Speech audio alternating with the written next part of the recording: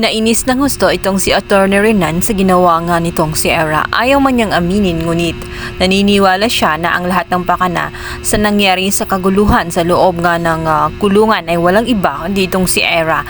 Lalo nung isang araw lamang ay nag-usap sila at ginusto nga ni Era na mamatay na nga itong si Lilet.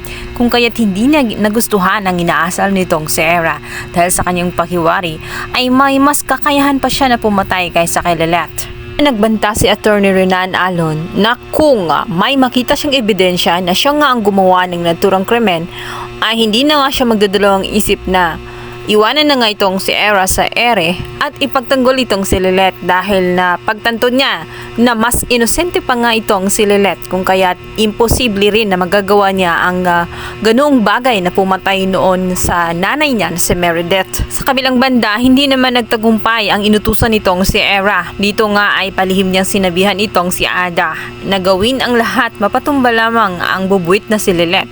Kawawa naman itong si Ada dahil sa kanyang kasalanan at dahil sa pumayag siya na bayaran para lamang pumatay ng tao ay ang buhay naman niya ay napahamak dahil kay Era. Era ay matatago niya ang katotohanan na talagang siya ang may kasalanan ng lahat kahit sa kanyang abogadong si Atty. Renan ay hindi niya inamin. Ngunit malalaman at malalaman din ni Lilet lalo na may mga kaibigan nitong si Ada na buhay. At dito malalaman niya ang katotohanan sa loob din ng kulungan kung sinong nag-utos kay Ada para siya ay paslangin. Banda, habang paalis na nga itong si Lilet matapos ngang gumaling na nga ang kanyang sugat dahil hindi naman ganun kalala ang nangyari sa kanya at kinawaan pa rin siya ng may kapal dahil mabuti ang kanyang puso at may dahilan pa siya para mabuhay upang linisin ang kanyang pangalan lalo't wala naman siyang kinalaman sa pagkamatay ng kanyang ina at nadidiin lamang siya. Kahit walang gustong kumampi kay Lilet ay handa naman siya na ipaglaban ang kanyang sarili dahil isa naman siyang abogado. Basta sana siya sa ospital, ngunit humarang sa kanya itong si Era kung saan galit na galit. Sinabi ni Lilet na instead nga na uwayin siya ay bakit hindi na lamang ay magtulungan sila para malaman kung sino talaga ang pumatay sa kanilang sariling ina. At huwag siyang maniwala sa mga pinagsasabi ng lahat na may kasalanan itong si Lilet sapagkat hindi niya magagawa. Mahal na mahal niya ang kanyang ina at sabik na sabik nga siyang magkasama at magkasundo sila dahil nga sa matagal na panahon na hindi niya ito nakasama.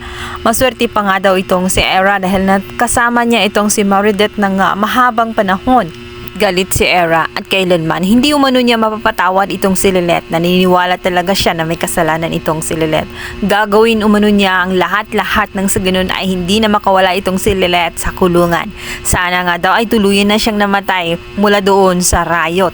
Nagigil si Era. Nandun na nga at piniga-piga pa niya ang kaliwang braso nga nitong si Lilet kung saan meron itong sugat. Nasaktan ng husto itong si Lilet. Mabuti na lamang at naroon ang kanyang magiting na kaibigan na itong ang si Kurt. Kung noon ay iniwan siya, ngayong oras at panahon na yon ay nakapag-isip si Kurt na hindi niya pwedeng iwanan itong si Lilet. Naawa siya sa kalagayan ni Lilet at maaaring tuluyan siyang mapahamak. Kung kaya't sa pagkakataong yon ay ipagtatanggol ni Kurt itong si Lilet bilang isang abogado.